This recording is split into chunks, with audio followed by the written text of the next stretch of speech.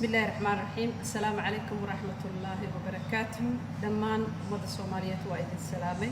وحان ربيئنا لإذن كسيو وربحين قابا حالة سيدي هيد كورونا فيروس شلي إيا مالتا عدد انت لقاها لي بوزيتيف كأهيد إلا إيا شلي وحي هيد بقول إيا طبان اللح لما شادي وحاكو سوقر لي كيسيس كلا وحي نقطي تضبقف الله أن حريستو جنة الله كورابية صبر إيمان الله كسيدي إنتي إكبحين يومود الصومالية ما أنت وحال باري شن إلى باتن قفوت ولا باري فيروس كورونا فيروس سجال يتوان أيا وحي نقطي بوزيتيف تراد الجود أنت لقاها لي لسكود دري وحي تهاي بقول يصوت الشن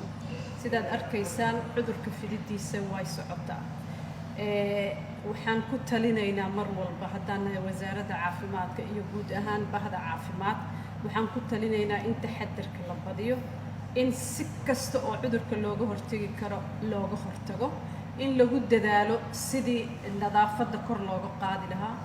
gacmo dhaqashada oo lagu dhaqanayo saabuun ilaa iyo 20 seconds in aad loo badiyo in wacyigelintii aan wadnay guud ahaan qaybaha bulshada kala duwan ay wada in si fiican loo dhageysto in ma aragtay aanan kulamada aanan la tagin in shirar aanan la tagin meel kasto ciriiriya la iska dhowro la iska dhaafo in bixidda guriga laga baxaayo haddii aysan wax daruuri ahayn guriga la joogo caruurta la celiyo dadka cudurrada krooniga qaba cudurrada raaga in naxariis iyo ilgaara lagu fiiriyo oo laga ilaaliyo in meelaha buuqa iyo ciriiriga la geliyo in qofka markii uu dareemo in calaamadihii cudurka ee dhowr jeer la sharxay mar walbana la sharxo uu iska dareemo inuu soo muuqdo nambarka 449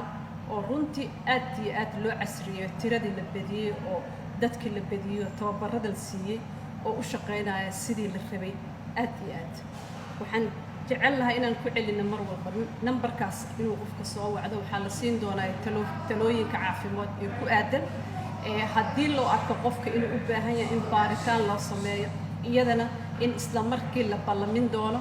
isbitaal martiini la geyn doono kadibna meeshaas loogu samayn doono sambalka in laga qaado waxaan ku waaninaynaa ummadda Soomaaliyeed inay taxadarka badiyaan inay iska ilaaliyaan meelaha buuqa ah in haddii ay banaanka u baxayaan afka maaska lagu xirto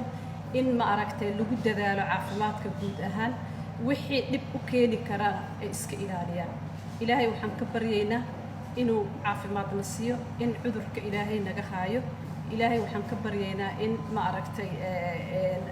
kuwii ku aflaxa ka hortagga cudurka uu naga dhigo والسلام عليكم ورحمة الله وبركاته.